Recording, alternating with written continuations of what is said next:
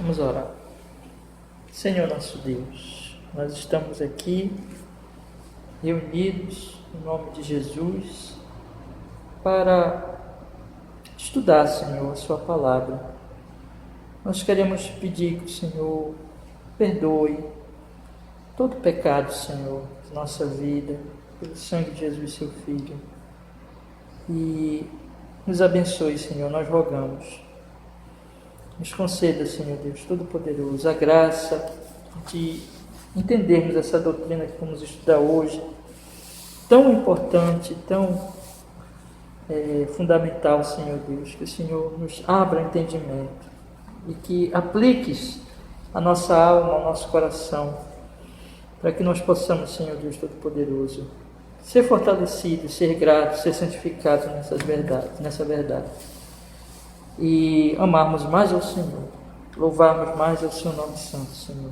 Faz isso, Deus, em nome de Jesus. E abençoa não só esta aula, mas toda essa série, Senhor, que nós estamos fazendo, estudos bíblicos, estudando essas doutrinas, Senhor. E abençoa não só nós, mas também outros amigos, irmãos, que vierem ouvir as gravações, que estão ouvindo, meu Deus, em nome de Jesus. Nós oramos assim, para a sua glória, em honra ao seu nome seja assim, para o nosso bem, no Senhor Jesus. Oramos e agradecemos. Amém e amém. Amém, irmão. Pode sentar. Nós vamos começar com um texto aqui da Escritura. Romanos, capítulo 5. Romanos, capítulo 5. A partir do primeiro versículo, diz assim, a palavra do Senhor. Tendo sido, pois, justificados pela fé, temos paz com Deus, por nosso Senhor Jesus Cristo, pelo qual também temos entrada pela fé a esta graça, na qual estamos firmes e nos gloriamos na esperança da glória de Deus. Amém. Então hoje nós vamos estudar o capítulo 11 da nossa Confissão de Fé.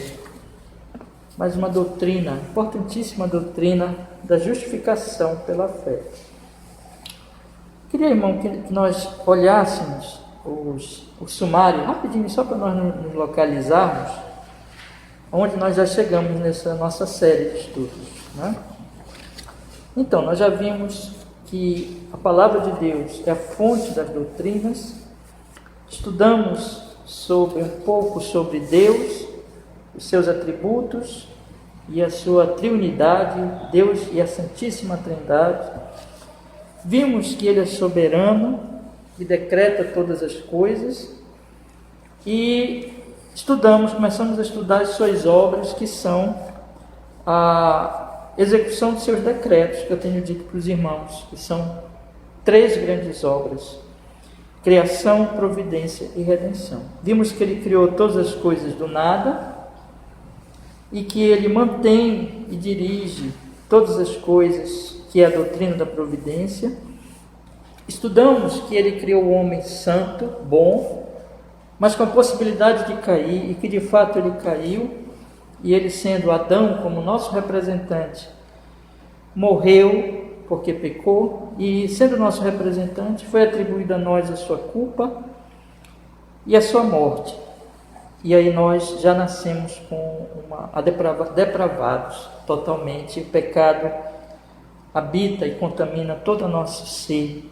Vimos que Deus, Ele se revela por meio da aliança, e que Deus tem feito algumas alianças com o homem. O pacto de obras, que foi feito com Adão, e que dependia ali realmente da obediência de Adão, para que Adão fosse confirmado em vida, mas ele caiu, pecou, então não podia mais esse pacto funcionar. Então Deus, na verdade, desde a eternidade, já tinha decidido nos salvar pelo pacto da graça, que é baseado no pacto da redenção que nós estudamos, né? E Cristo é o mediador desse pacto, então que ele viria como homem, se encarnaria, se revestiria de humanidade, né, o Deus homem, morreria por nossos pecados, vivendo uma vida santa e totalmente capaz de ser, então, cheio, pleno do Espírito Santo, capaz de ser o nosso mediador. Vimos que Deus, já entrando então, veja, isso aqui tudo já é a terceira obra do Senhor, que é a obra da redenção, né? Que o homem caiu, aí Deus vai salvar o homem.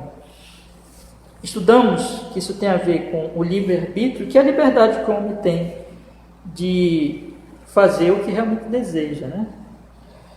Mas que esse livre-arbítrio, ele existe, mas que ele está condicionado, na verdade, ao estado do coração do homem. Aí nós vemos que existem 4 estados, né? Estado de inocência, queda, graça e glória, né? Então, inocência antes da queda e queda depois da queda.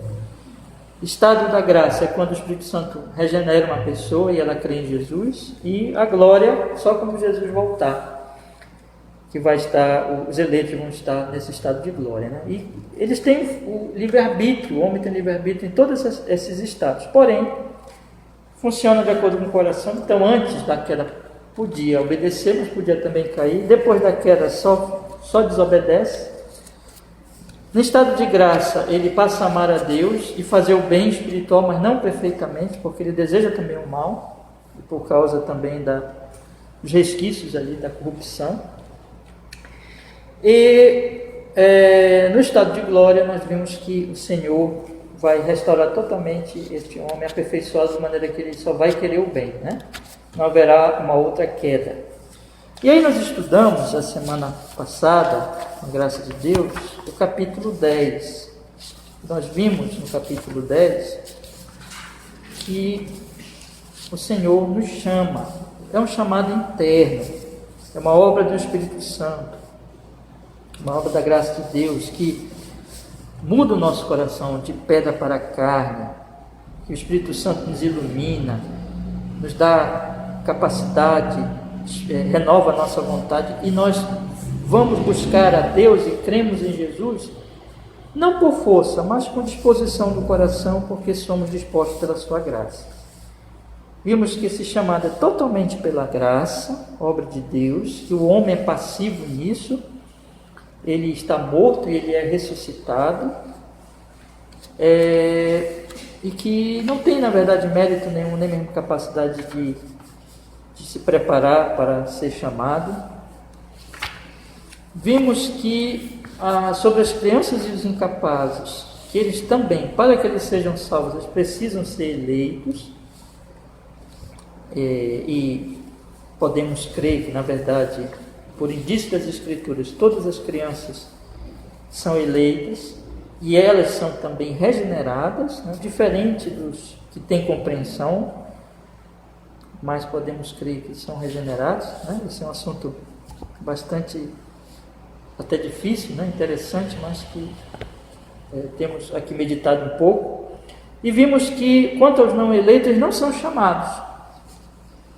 Eles podem até receber a palavra externamente e ter algumas operações comuns do Espírito Santo no sentido externo, de ouvir, de ser impactado em algum sentido, mas não, o coração deles não é regenerado.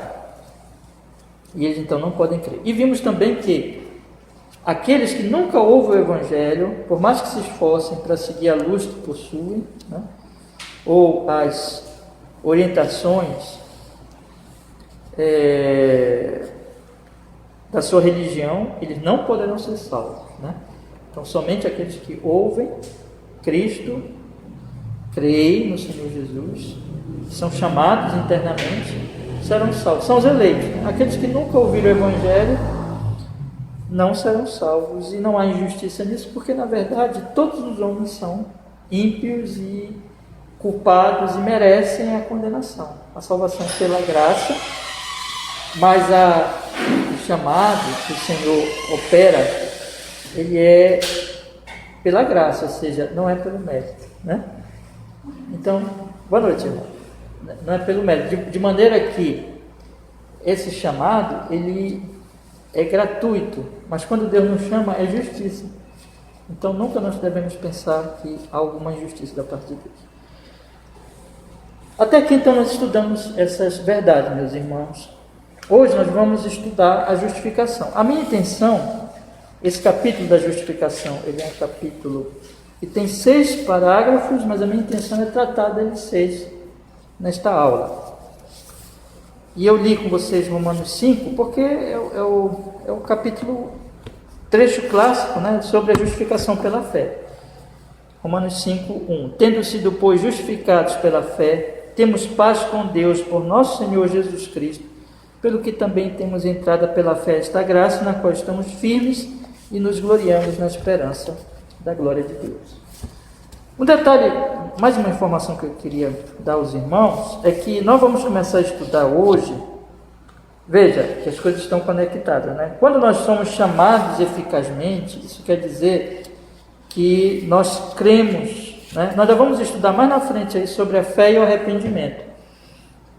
Quando a pessoa é chamada, veja, ela é ressuscitada, então aquilo é passivo, né? Ela não pode fazer nada, é o Espírito Santo que faz na vida dela. O ser humano é passivo nisso. Mas a partir do momento que ele é chamado, ele passa a ser ativo. Então é como Adão não, é como Lázaro, que Jesus ressuscitou lá no capítulo 10, né, de João, nos conta a história, e que Jesus disse assim: Lázaro, vem para fora. Lázaro estava morto, 4 dias morto. Então Lázaro não podia se ressuscitar, então ele foi totalmente passivo. Então Jesus ressuscita Lázaro, e a partir do momento que ele é ressuscitado, aí ele anda, né? Ele começa a andar, então ele começa a agir, então aí ele já passa a ser ativo, né? Mas o início é totalmente passivo, ou seja, depois na caminhada cristã nós temos que agir, nós temos que buscar a santificação. É claro que tudo isso quem está fomentando em nós e despertando em nós é a graça de Deus, né? Mas aí já tem uma ação realmente nossa, de ler a Bíblia, de orar, de meditar, de andar nos caminhos do Senhor, mas porque nós já fomos ressuscitados, né? Nós já estamos vivos, mas antes de estarmos vivos nós não agimos, então Ele age primeiro para que nós possamos agir. Então, a fé e o arrependimento são, na verdade, os primeiros sinais da vida que a pessoa ressuscitou, né? Então, a fé é um dom. Então, desde que a pessoa, como os sinais vitais bom, eu não sou médico, os irmãos também não são médicos, né? Mas a gente sabe, pelo menos, que existem sinais vitais e que quando a pessoa está morta, ela não tem esses sinais, né? E quando a pessoa está viva, qualquer um de nós pode ver se tem pulsação, se o coração está batendo, se a pessoa está respirando. Isso aí são os sinais. Então, assim, a fé é o sinal de que a pessoa está viva, quando ela crê, quando ela se arrepende. E aí, irmãos, esse é o ponto que eu quero destacar. Ela começa a experimentar as bênçãos da salvação, que são, pelo menos, segundo aqui nós vamos estudar, pelo menos 3, né? Aliás, mais que 3, na verdade pode se colocar 4, que são os seguintes: ela é justificada, ela é adotada, ela estará sendo santificada. Vocês veem as 3 doutrinas aí, né? Justificação, adoção, santificação. E no futuro ela será glorificada. Então esses são os benefícios que ela então experimenta no Evangelho de Jesus. A primeira grande bênção, grande graça é a justificação. Então ela é justificada, ela passa a ser santificada. Aliás, antes, né? No momento que ela é justificada, ela é adotada, ela passa a ser uma filha de Deus, e ela entra no processo de santificação, e o final é a glorificação. Então esses são os benefícios, são as dádivas, são as bem-aventuranças, digamos assim, de uma vida com Jesus, né? E eu queria que nós começássemos a estudar isso com grande alegria, vendo realmente a bênção que o Senhor tem nos dado em termos espirituais. Irmãos, uma pessoa pode ser pobrezinha, pode não ter nada nessa vida, mas ela é rica se ela é crente. Por quê? Porque ela já está em paz com Deus, é o que interessa. E ela é filha de Deus, olha só, ela foi adotada. e ela está sendo santificada, e ela vai morar com Jesus na eternidade. Então, eu não sei o que é, se alguém pode imaginar uma vida mais bem-aventurada do que essa. Não existe. Porque tudo que o mundo oferece acaba no túmulo, né? É aquilo que João vai nos dizer. O mundo vai passar junto com as suas concupiscências, junto com todos os seus desejos, mas aquele que faz a vontade de Deus permanece para sempre. Então, o que nós temos em termos de fruto de Deus, do Evangelho na nossa vida, é eterno. Até preguei domingo passado que Jesus disse que eu vos escolhi e vos nomeei para que vades e deis fruto e o vosso fruto permaneça. Quer dizer, aquilo que Ele nos dá é eterno. Então nós vamos começar a estudar hoje, irmãos, esses benefícios, esses benditos benefícios da obra da salvação. E o primeiro é a justificação. Então eu convido vocês a olharem comigo aí no capítulo 11 sobre a justificação. E diz assim a nossa confissão de fé: aqueles a quem Deus chama eficazmente, Ele também livremente justifica, não por meio da infusão de justiça neles, mas por perdoar os seus pecados e por considerar e aceitar as suas pessoas como justos, não por qualquer coisa neles operada ou por eles feita, mas somente por causa de Cristo, não lhes imputando como sua justiça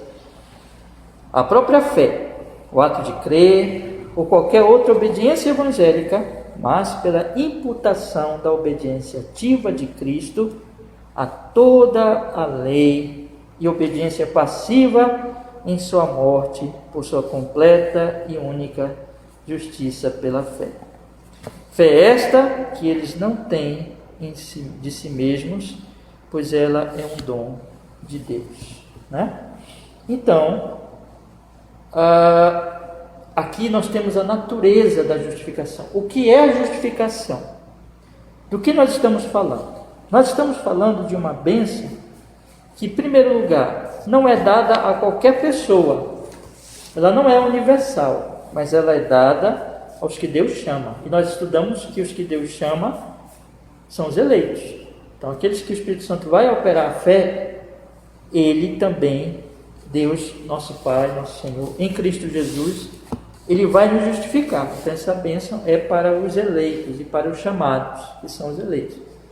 Aquilo que Paulo fala lá em Romanos 8, né? Aos que chamou, aos que predestinou, a esse chamou. Os que chamou, justificou, né?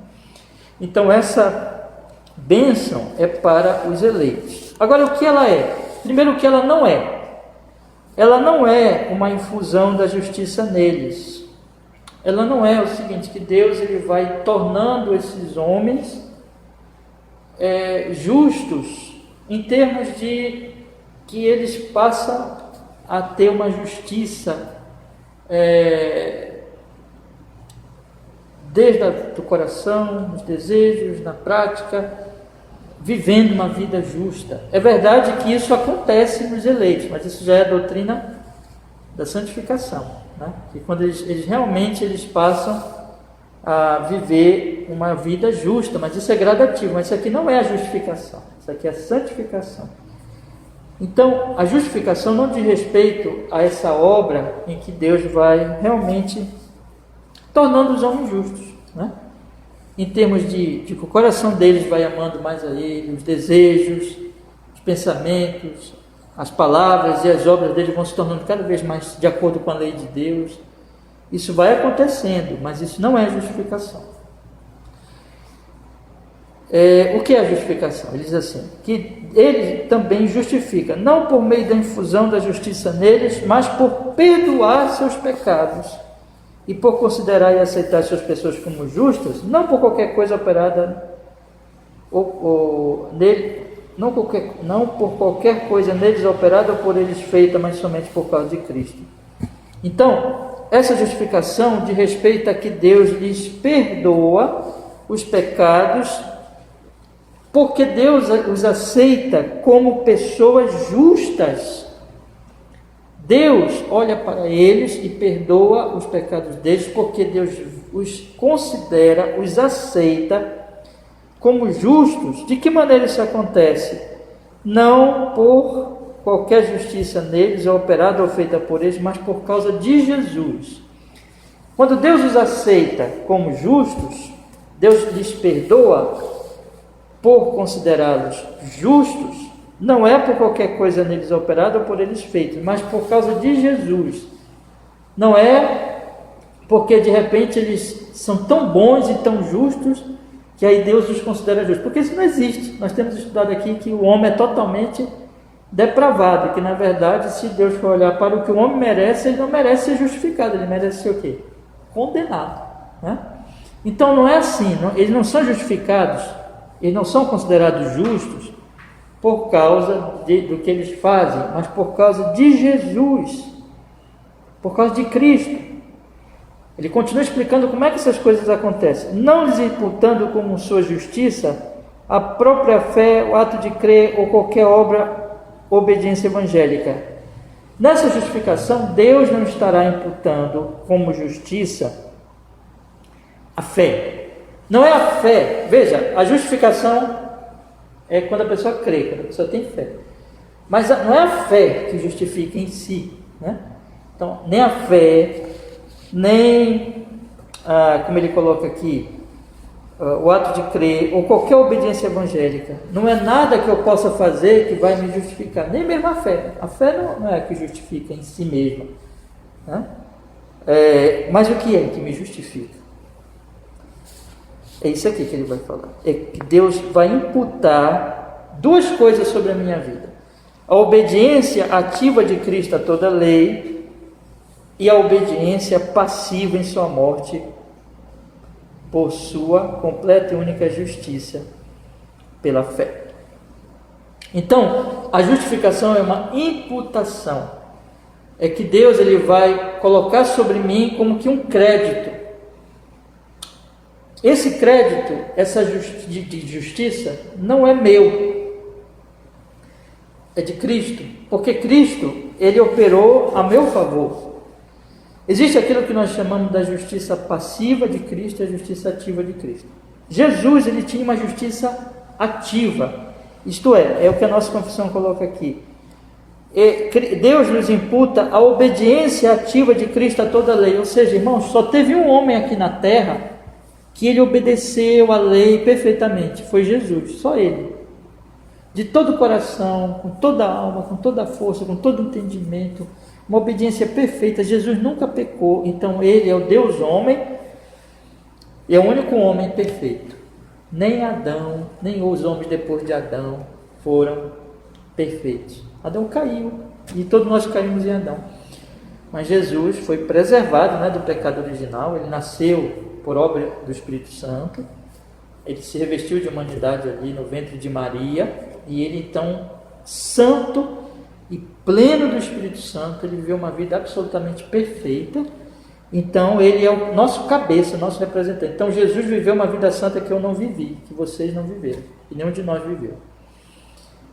Mas ele fez, isso aqui é a justiça ativa, mas existe a justiça passiva, que foi em sua morte na cruz do Calvário. Ou seja, Jesus, quando Jesus morre, o salário do pecado é a morte. Mas se Jesus não tinha pecado, por que ele morreu? Porque ele se entregou, não pelos pecados dele, mas pelos pecados dos eleitos. Então Jesus, ele morre naquela cruz, a obra de Cristo está ali me substituindo, de maneira que está caindo sobre ele os meus pecados, e é por isso que ele morre, por mim e pelos eleitos, né? Então, ali é a justiça passiva, que Jesus, ele se entrega à condenação no meu lugar, ele me substitui, cai sobre ele a ira que era sobre mim. E ele efetivamente, como nós já estudamos no capítulo sobre o mediador, o sacrifício dele foi suficiente para nos justificar. Então, Deus, vocês estão entendendo? Deus atribui essa justiça do nosso cabeça, assim como foi imputado a nós o pecado de Adão, assim é imputado aos eleitos a justiça de Cristo, ativa e passiva. Então, não é por nada nosso em nós, não é por nos infundir em nós uma justiça, e nem porque Ele está olhando em nós alguma justiça, porque não tem. Não é, nem mesmo a fé nos justifica, mas é Cristo que nos justifica. Então ele diz assim: e a obediência passiva em sua morte, por sua completa e única justiça, pela fé. E isso é claro que a pessoa tem que crer. A fé é um instrumento, mas a justiça é de Cristo. Então a pessoa tem que crer. Ela crê, e até essa fé, conclui aqui a nossa confissão, até esta fé que eles não têm de si mesmo, pois ela é um dom de Deus. Até a fé é graça. Então tudo é graça. A fé é um dom, porque nós já estudamos. A graça, quando a pessoa é chamada eficazmente, a pessoa então crê, né? E aí, irmãos, ela é então justificada. Bom, eu tenho aqui vários textos, eu não vou ler todos, irmãos. Aí depois vocês leem, tá? Eu vou ler só algum. Nós estamos aí em Romanos 5. Eu creio que eu vou ler só este aqui mesmo. 5, 17 ao 19. Leiam comigo, por favor. Romanos, capítulo 5. Romanos, capítulo 5, 17 ao 19. Diz assim a palavra do Senhor. E não foi assim um dom como a ofensa por um só que pecou, porque o juízo veio de uma só ofensa, na verdade, para a condenação. Mas o dom gratuito veio de muitas ofensas para a justificação. Está vendo aí? Uma só ofensa condenou, mas o juízo veio de muitas ofensas para a justificação. Porque se pela ofensa de um só a morte reinou por esse, muito mais os que recebem a abundância da graça e o dom da justiça reinarão em vida por um só, Jesus Cristo. Está fazendo um paralelo entre Adão e Cristo. Pois assim como por uma só ofensa veio juízo sobre todos os homens para a condenação, assim também por um só ato de justiça veio a graça de Deus sobre todos os homens para a justificação. Porque como pela desobediência de um só muitos foram feitos pecadores, assim pela obediência de um muitos serão feitos justos. Então está aqui o paralelo. Então assim como foi imputado o pecado de Adão, assim nos é imputada a justiça de Jesus. Isso é a justificação. Então o que é a justificação? É que Deus nos perdoa, como diz aqui a confissão, perdoa os pecados por nos considerar pessoas justas, porque Ele nos imputa não uma justiça nossa, mas a justiça que Jesus ganhou para nós, sendo o nosso mediador. Tá certo, irmão? Então isso é justificação, tá? Vou colocar aqui o temazinho, né? O tema desse parágrafo é a natureza da justificação. Aí você pode colocar assim 2 pontos. Vou tentar resumir aqui. Deus nos imputa a justiça de Cristo quando cremos. Né? Vou repetir aqui. A natureza da justificação. 2 pontos. Deus nos imputa a justiça de Cristo quando cremos. Ok. Natureza da justificação, Deus nos imputa a justiça de Cristo quando cremos. Vamos olhar agora a segunda seção. A fé, assim recebendo a Cristo e descansando nele e em sua justiça, é o único instrumento de justificação. Ainda assim, ela não está sozinha na pessoa justificada, mas sempre encontra-se acompanhada de todas as outras graças salvíficas, e não é uma fé morta, mas uma fé que opera pelo amor. Então, meus irmãos, a fé é o sola fide da reforma, né? Somente a fé significa que a fé, recebendo a Cristo, descansando nele e sua justiça, é o único instrumento da justificação, ou seja, é só a fé. Eu não posso colocar junto com a fé para ser justificado as obras, mas é só a fé, porque as obras não salvam. Então eu não posso tentar colocar fé em uma obra qualquer. Aí não é fé. Porque o que é fé? A fé é quando eu confio unicamente no mediador. Por isso que é só fé, porque ela é um instrumento, eu tenho que confiar nele. E só confiar. Isso significa que eu estou descansando nele e em sua justiça. Por isso que é somente pela fé, porque eu tenho que descansar na justiça dele. Eu não posso apresentar qualquer outra obra, porque aí não seria descansar nele. Então, no ato de crer, a fé é sozinha, nesse sentido. No sentido de que um instrumento para a justificação, nesse sentido, ela é sozinha. É somente a fé. Eu não posso apresentar obras, porque senão não é fé verdadeira. Porque eu não estarei, então, confiando de fato. Porém, tem um detalhe. Apesar de que, nesse sentido, como instrumento de justificação, ela é sozinha, ela não é sozinha, ela não está sozinha na pessoa justificada, né? Ela é o único instrumento para a justificação dessa pessoa, mas na pessoa que crê existirão outras virtudes, existirão as obras, né? Então a salvação, ela não é pelas obras, mas as obras é pela graça de Deus, né? A pessoa crê em Jesus, então somente em Jesus, por esse instrumento da fé, mas nesse sentido é só fé ali, mas tudo que crê vem acompanhando e com ele, com essa fé, vai acompanhar também as outras virtudes. E ele coloca aqui o seguinte, então: ela não está sozinha nessa pessoa justificada, mas sempre encontra-se acompanhada de todas as outras graças salvíficas. E não é uma fé morta, mas uma fé que opera pelo amor. Olha, meus irmãos, ainda que ela seja o único instrumento da justificação, quem crê, ama, né? Ora, veja, desde que eu creio em Jesus como meu Salvador, eu amo Jesus. E se eu amo Jesus, eu amo meus irmãos. Então a fé nunca está sozinha no crente. Ela é o único instrumento para a justificação, mas ela não é sozinha na pessoa, porque quem crê, ele ama a Deus e ele ama os irmãos, né? E a fé sem obras, e as outras virtudes também vão estar presentes, e a fé sem obras é morta, né? Vamos ler os textos aqui? Acho que dá para nós lermos todos agora. Vamos começar com Romanos, né? Romanos 3, 28. Romanos 3, 28.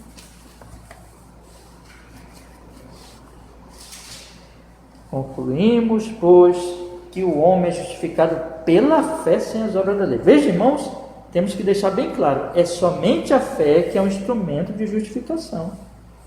Porque eu não estou apresentando obras para Deus.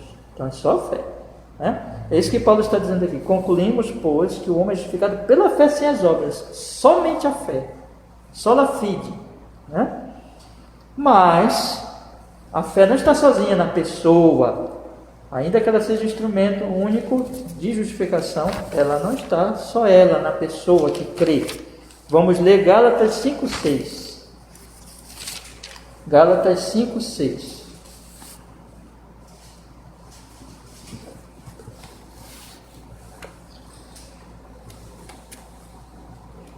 Porque em Jesus Cristo, Gálatas 5:6. Porque em Jesus Cristo nem a circuncisão nem a incircuncisão tem valor algum, mas sim a fé que opera pelo amor. Olha só, irmãos, a fé opera pelo amor. Isso significa que onde há fé, essa fé vai operar pelo amor. Vai ter amor onde tem fé, né? Então, vamos ver agora Tiago. Tiago é muito claro sobre esse assunto, né? Tiago 2,17. Tiago 2,17.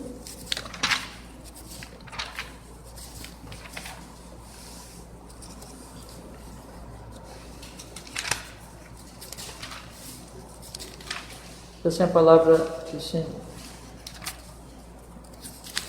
Vamos ler os versículos indicados aí. 17. Assim também a fé, se não tiver obras, é morta em si mesma. 22.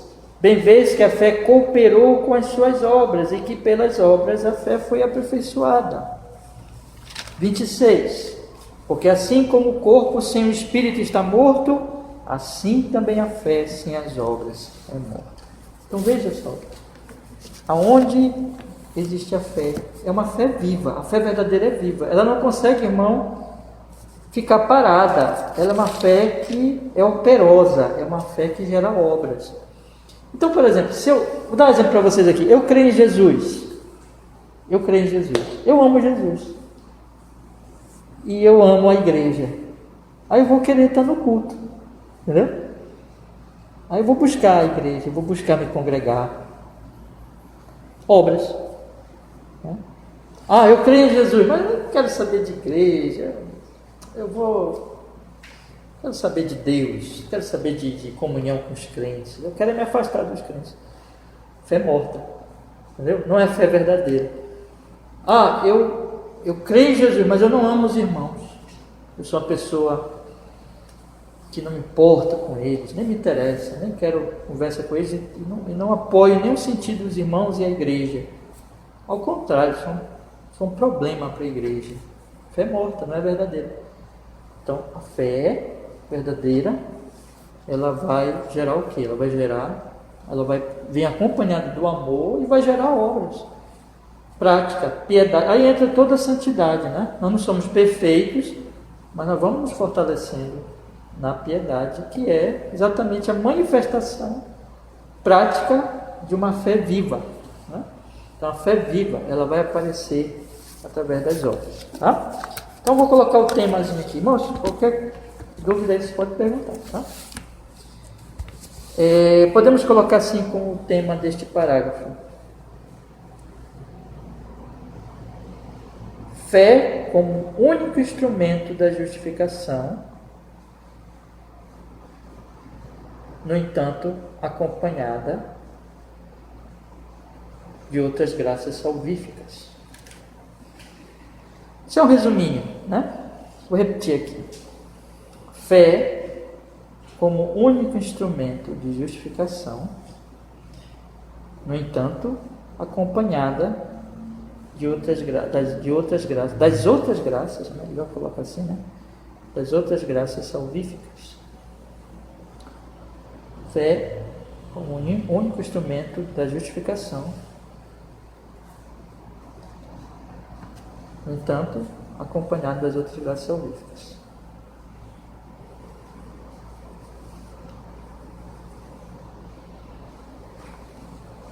Terceiro parágrafo, meus irmãos.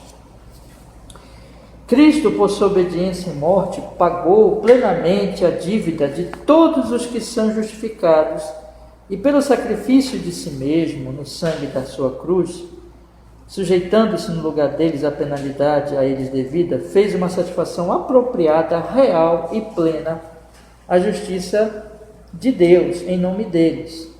No entanto, na medida em que ele foi dado pelo Pai para eles, e sua obediência e satisfação aceitos em seu lugar, e ambos livremente, não por qualquer coisa neles.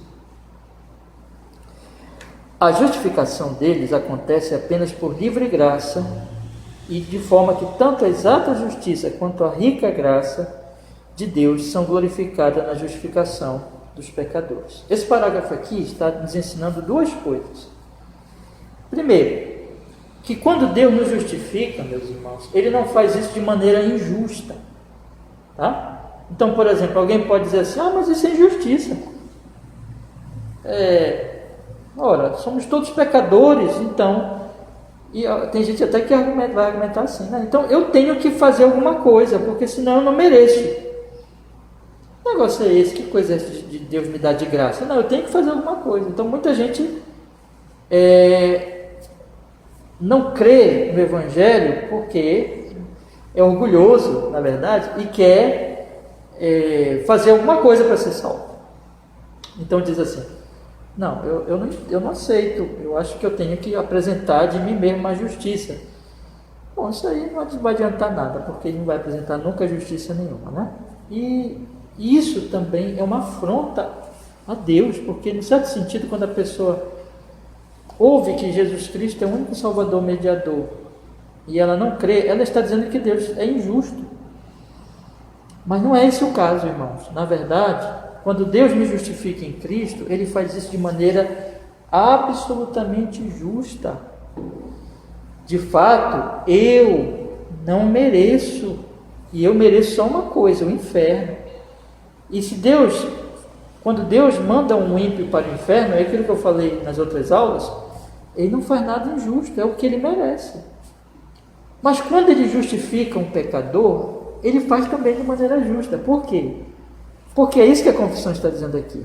Por sua morte, Ele pagou plenamente a dívida de todos que são justificados. A morte de Jesus é suficiente para nos dar o perdão e a justificação. Pelo sacrifício de si mesmo, no sangue de sua cruz, sujeitando-se no lugar deles a penalidades a ele devida, fez uma satisfação apropriada, real e plena justiça de Deus em nome deles. Deus não me justifica de maneira injusta, porque quando Jesus morre na cruz do Calvário, Ele de fato, porque Ele é Deus homem, porque Ele é quem é, perfeito, o Cordeiro de Deus que tira o pecado do mundo e que está sendo imolado pelos nossos pecados. Quando Ele morre naquela cruz, Ele opera uma justiça, uma satisfação plena à justiça de Deus, e Deus aceita aquilo e Deus diz assim, isso é válido, porque Jesus é quem é. Ele não é um homem, mero homem, pecador, mas Ele é o Deus homem. Ele é puríssimo, santíssimo. Ele é o mediador apropriado. Então a morte dele vale, e Deus então me justifica de maneira plenamente justa. Esse é o primeiro ponto, tá?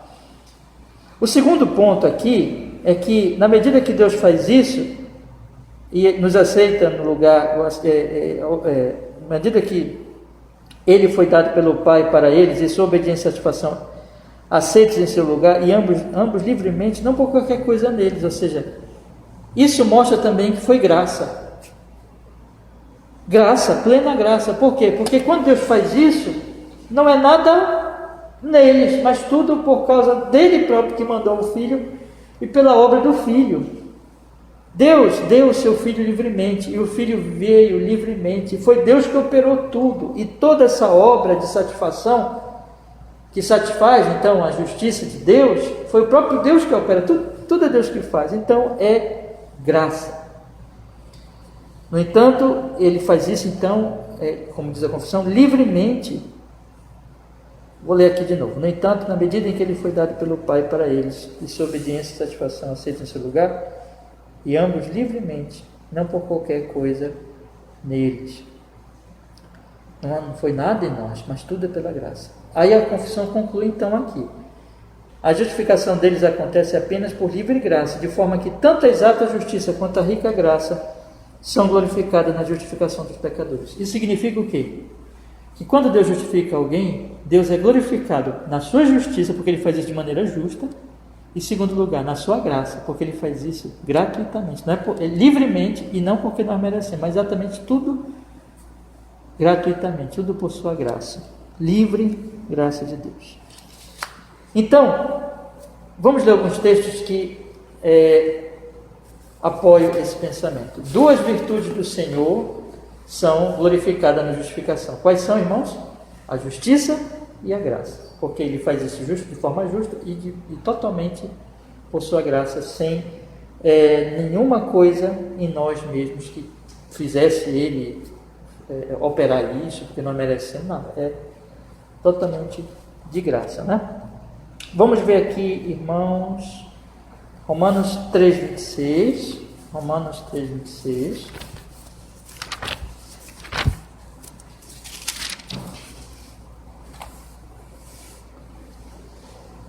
Para a demonstração de sua justiça neste tempo presente, para que Ele seja justo e justificador daquele que tem fé em Jesus. Viu? Ele é justo e justificador. Significa que quando Ele justifica, Ele está fazendo isso de forma justa. Ele está mostrando que Ele é justo. Ele não faz nada de forma injusta.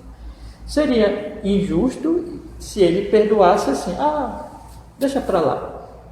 Não. Teve que vir Jesus para morrer e para resolver a nossa situação, né? Isso é totalmente justo, foi feito de acordo com a justiça. Então está aqui. Agora, Efésios capítulo 1, versículos 6 e 7, diz assim a palavra do Senhor. Efésios capítulo 1, versículos 6 e 7, diz assim a palavra: em quem temos a redenção pelo seu sangue, a remissão das ofensas, segundo as riquezas da sua graça, irmãos, olha só, que ele fez abundar para conosco em toda sabedoria e prudência. Foi graça. 2,7, mesmo Efésios 2,7, para mostrar nos séculos vindouros as abundantes riquezas da sua graça, pela sua benignidade para conosco em Cristo Jesus. Viu? Está aqui. Então, a justificação glorificam a justiça e a graça de Deus. Qual é o tema aqui então, se vocês quiserem anotar? A justificação a justificação dá glória a Deus em sua justiça e em sua graça. Esse é o resuminho, tá? Repetindo, a justificação dá glória a Deus em sua justiça e em sua graça.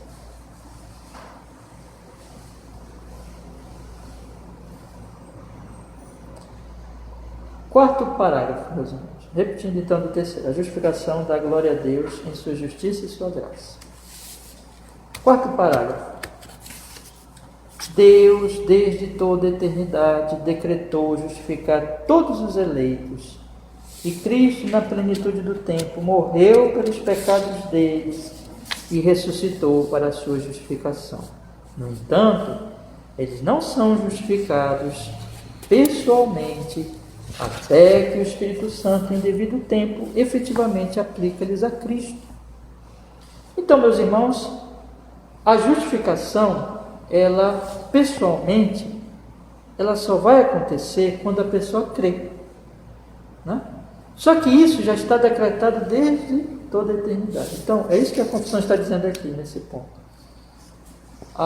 O decreto já está feito desde toda a eternidade. Deus decretou nos justificar antes de todos os tempos no seu Filho Jesus. Mas isso só acontece pessoalmente, na história de nossas vidas, quando nós cremos. Antes disso, nós estamos ainda em situação de inimizade com Deus, né? Não estamos em paz com Deus, mas a partir do momento que nós cremos, o decreto de Deus na eternidade se cumpre na história de nossas vidas. Então a confissão, ela vai dizer agora, vou repetir assim: Deus, desde toda a eternidade, decretou justificar todos os eleitos, e Cristo, na plenitude do tempo, morreu pelos pecados deles e ressuscitou para a sua justificação. Ou seja, ele decretou e Jesus teve que vir no tempo certo, viver uma vida santa, morreu por eles para a justificação. No entanto, isso só é efetivado pessoalmente quando o Espírito Santo faz o chamado eficaz, né?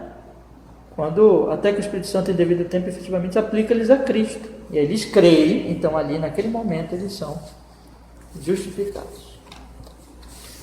Ok? Vamos ver Tito 3, 4 e 7.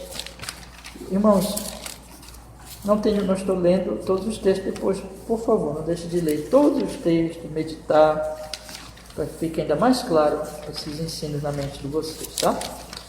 Vamos ler Tito 3, do 4 ao 7. Tito 3, do 4 ao 7.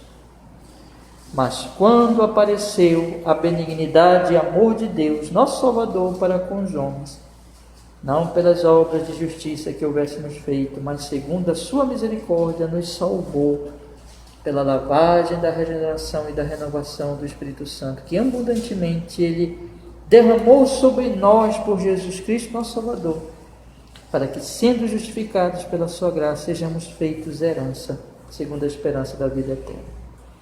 Observe que no versículo 3, o versículo anterior, ele tinha dito assim: porque também nós éramos, passado, no outro tempo, insensatos, desobedientes, extraviados, servindo a várias concupiscências e deleites, vivendo malícia e inveja, odiosos e odiando uns aos outros. Mas quando apareceu a benignidade e o amor de Deus, nosso Salvador, entendeu? Então, eu fui salvo, ou seja, naquele momento, eu fui justificado. Então, eu tive que crer, aí o decreto se cumpriu na minha vida. Bom? Então, vou dar o tema para vocês aqui deste parágrafo. O eleito é justificado pessoalmente quando crê em Jesus.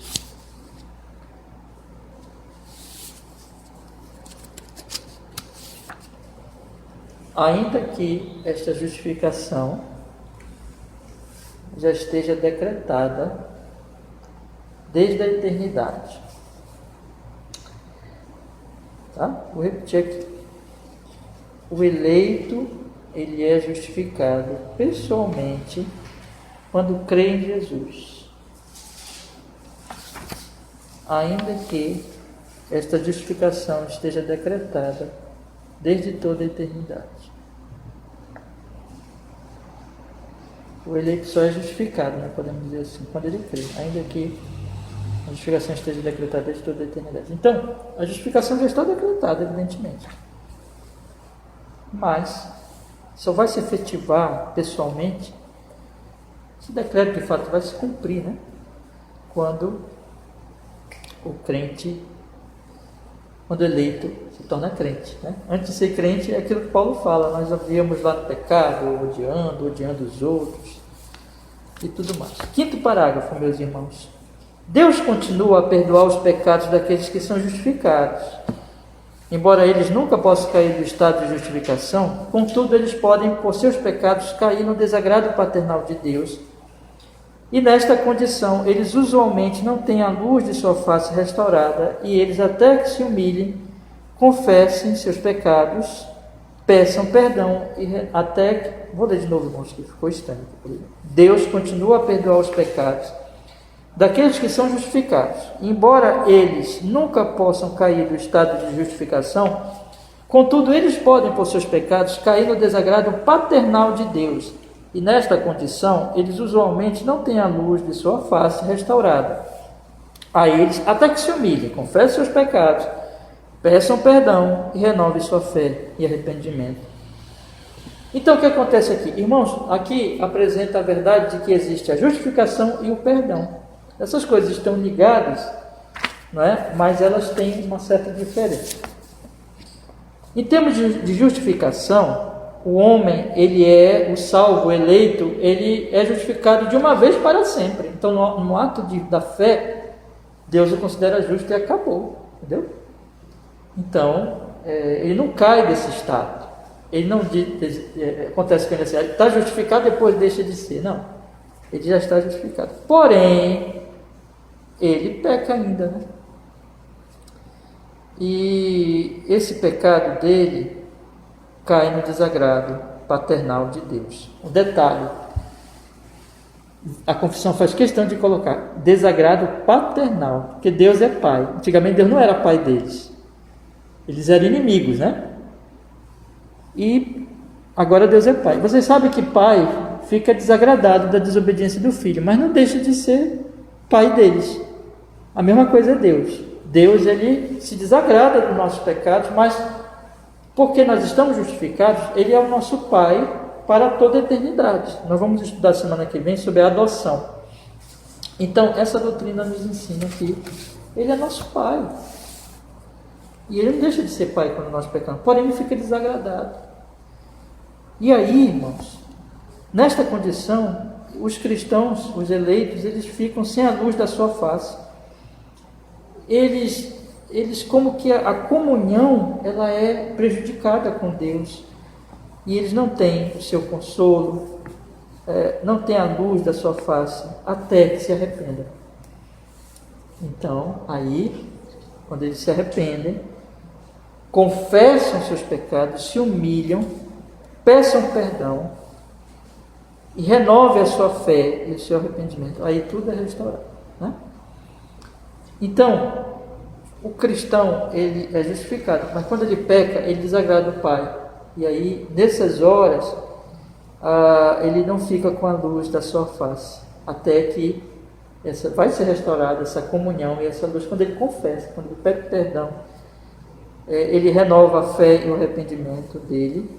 Então, na verdade, a fé e o arrependimento é uma coisa que vai ser do início ao fim. nós vamos renovando, quando nós pecamos, nós nos arrependemos e confiamos, sempre tudo é pelo sangue de Jesus, nós confiamos realmente na obra do Senhor Jesus, que morreu por nós, por nosso perdão, e aí então nós temos essa comunhão com o nosso Pai restaurada. Então nós temos que confessar e nos humilhar e pedir perdão. Isso vai ser por toda a vida, né? Então quando vem, às vezes uma pregação, às vezes uma leitura bíblica, às vezes quando nós fizemos alguma coisa agradável a Deus, a nossa própria consciência já nos acusa, porque ela está iluminada, né, pela palavra de Deus, nós estamos lendo a Bíblia ali, e meditando, entendendo, então ali nós desagradamos ao Pai, né? E Deus não fica satisfeito, evidentemente. Então é o seu desagrado paternal, e aí nós devemos nos humilhar, pedir perdão, isso então é restaurado, a luz da sua face é restaurada a nosso favor, né? Ou seja, Deus, voltamos a ter comunhão com Ele. Vamos ler alguns textos aqui, irmãos. 1 João 1,7. 1 João 1,7, 9.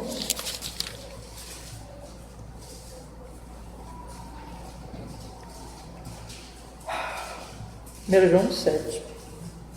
Diz assim a palavra do Senhor: mas se andarmos na luz, como Ele na luz está, temos comunhão uns com os outros, e o sangue de Jesus Cristo, seu Filho, nos purifica de todo pecado, né?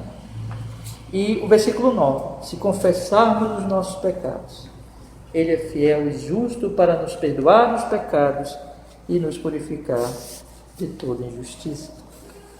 Vamos ler também, irmãos, Salmo 32, 5. Salmo 32, 5. Salmo 32, 5.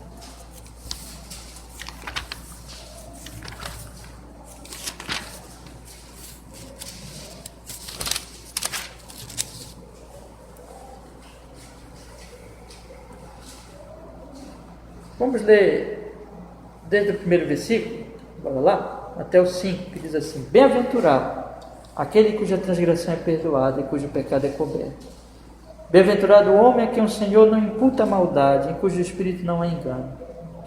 Quando eu guardei silêncio, envelheceram os meus ossos, envelheceram os meus ossos pelo meu bramido em todo dia.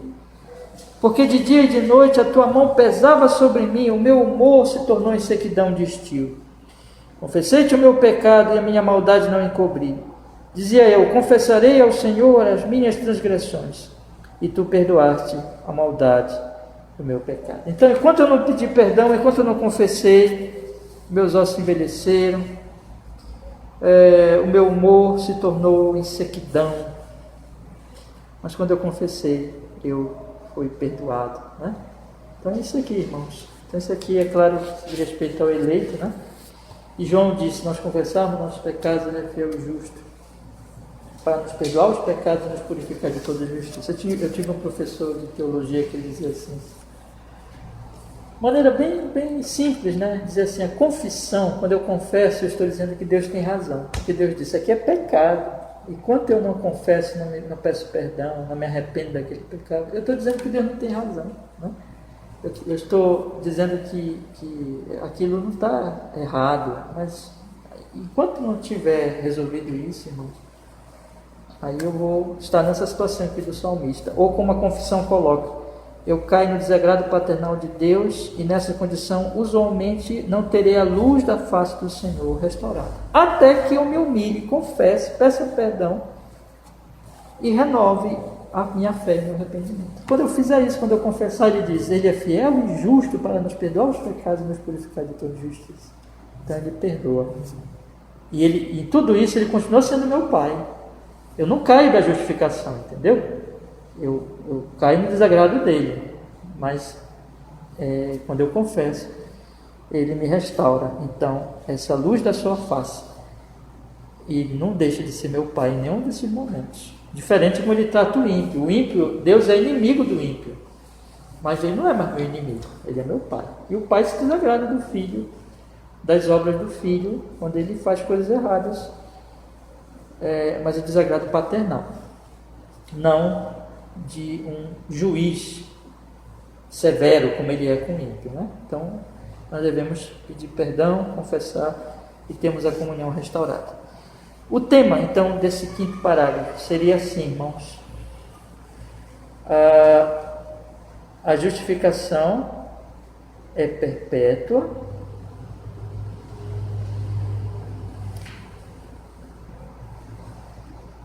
no entanto,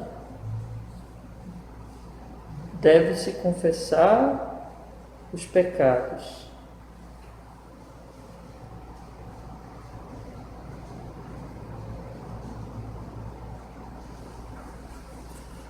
Para o perdão.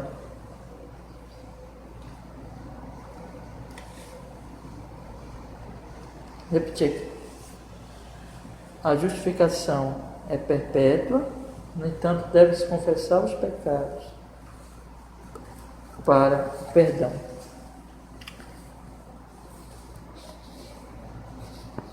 Veja que a confissão diz: Deus continua a perdoar, né, os pecados daqueles que são justificados. Tá? E o último parágrafo, meus irmãos, para a gente concluir a aula de hoje, diz assim: a justificação dos crentes sob o Antigo Testamento era, em todos estes aspectos, uma e mesma com a justificação dos crentes sob o Novo Testamento.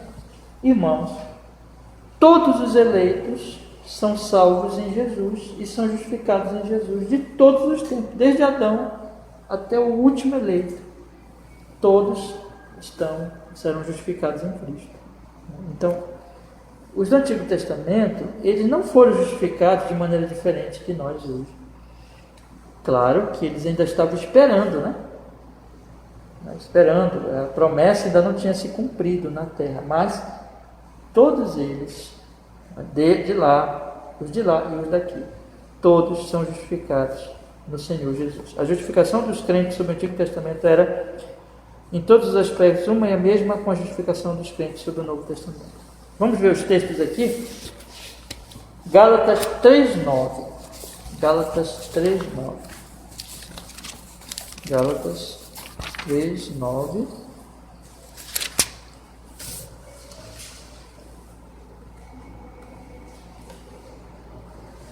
Diz o apóstolo Paulo aqui, Gálatas 3:9. De sorte que os que são da fé são benditos com o crente Abraão. Veja, Abraão era crente, né? Abraão foi justificado, creu, nós cremos. Ele diz assim: os que são da fé, hoje, no tempo do Novo Testamento, os que são da fé são benditos com o crente Abraão. Abraão era crente. E o último texto de hoje, Romanos capítulo 4, versículo 22 e 24. Romanos capítulo 4, versículo 22 e 24. Romanos capítulo 4, versículo 22 e 24. Diz assim a palavra do Senhor. 22 ao 24. Assim, isto lhe foi também imputado como justiça. Olha, não só por causa dele, está falando de Abraão aqui, né? Está escrito que ele fosse tomado em conta, mas também por nós, a quem será tomado em conta? Os que cremos naquele que dentre os mortos ressuscitou a Jesus, nosso Senhor. Então, irmãos, veja, Abraão foi justificado, ele creu em Deus, isso foi imputado como justiça, e nós também. Então, ele foi salvo, foi justificado, como diz aqui a confissão, em todos os aspectos, em todos estes aspectos, uma e mesma justificação dos crentes sobre o Novo Testamento. A justificação deles é a mesma que a nossa aqui. Eu queria só acrescentar mais um texto aqui. Olha que ele diz no versículo, vamos ler desde o primeiro. Diz assim: que diremos, pois, ter alcançado Abraão, nosso pai, segundo a carne? Porque se Abraão foi justificado pelas obras, tem de que se gloriar, mas não diante de Deus. Pois que diz a Escritura? Creu Abraão em Deus, E isso lhe foi imputado como justiça. Ora, aquele que faz qualquer obra não lhe é imputado o galardão segundo a graça, mas segundo a dívida. Mas aquele que não pratica, mas crê naquele que justifica o ímpio, a sua fé lhe é imputada como justiça.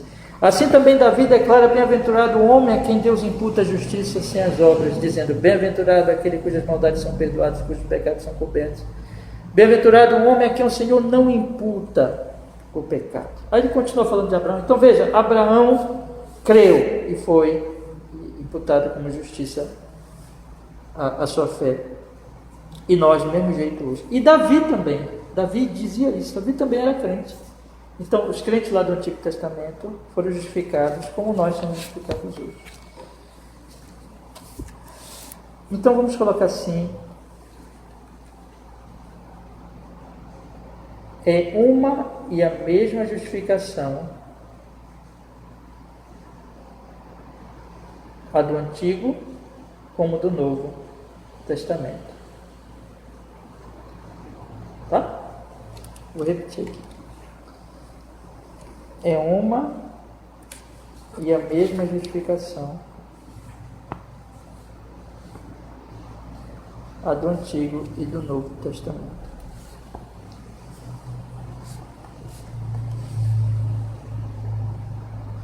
É uma e a mesma justificação a do Antigo e do Novo Testamento. Irmãos, o que nós aprendemos aqui nesta aula? Que a justificação é Deus imputar sobre nós a justiça de Jesus, ativa e passiva, nos perdoar por imputar sobre nós essa justiça ativa e passiva do Senhor Jesus Cristo, quando nós cremos nele. Isso, sendo que a fé mesmo é um dom. Essa fé é o único instrumento para essa justificação, mas ela vem acompanhada das outras virtudes. Cristo pagou plenamente o nosso pecado, portanto Deus nos justifica de maneira justa, e isso é totalmente pela graça, sendo que então a justiça e a graça de Deus são glorificadas na justificação. E vimos que Deus decretou a nossa justificação, mas ela só se efetiva pessoalmente quando o Espírito Santo aplica Cristo a nós, e que Deus continua a nos perdoar. E ainda que a nossa justificação esteja perpétua, nós caímos no desagrado de Deus quando nós pecamos, e devemos então confessar, renovar o nosso arrependimento e nossa fé para sermos restaurados à comunhão com Ele, e que a justificação tanto dos crentes do Antigo Testamento como dos do Novo, é uma e a mesma, porque na verdade todos são salvos em Jesus. É isso, meus irmãos. Se Deus quiser, semana que vem nós vamos falar da adoção, que é só um parágrafo, mas é riquíssimo, né? E nós vamos poder falar um pouquinho. Aí eu vou dedicar só uma aula a esse parágrafo aqui, que é muito precioso. Tem alguma dúvida, irmãos? Alguma pergunta? Né? Vamos orar então, pedir que Deus nos abençoe. Senhor, muito obrigado. Podemos estudar a sua palavra. Ó Senhor, nos firma nesta alegria de termos sido justificados totalmente pela graça, e que nós possamos amar cada vez mais ao Senhor e sermos cada vez mais obedientes, por lembrarmos de tanto amor, de tanta misericórdia. Muito obrigado, Senhor. Te amamos e queremos honrar o Senhor por essa tão preciosa dádiva de justiça e de graça, manifestando tua justiça e sua graça. Que o Senhor seja louvado cada vez mais, em nós, o teu povo, crente, eleito, justificado, santificado no Senhor Jesus. Que assim seja, Senhor. Amém e amém. Amém, meus irmãos. Boa noite.